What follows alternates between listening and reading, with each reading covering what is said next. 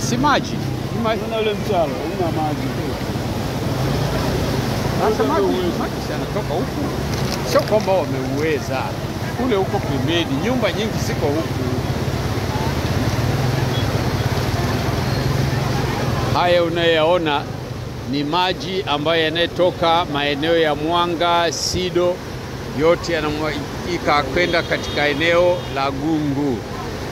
Maji baada ya kusema yaondoke kwenda moja kwa moja yapelekwe mpaka ziwani, maji yanaingia ndani ya majumba ya watu ambao ni athari kwa wananchi wa eneo la Gungu.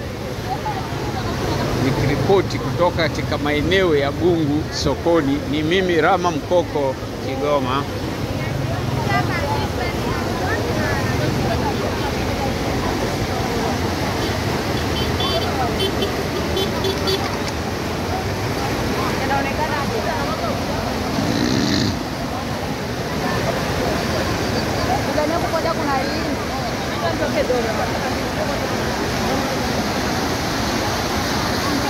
Maraba, mtaonekana leo Ulaya leo.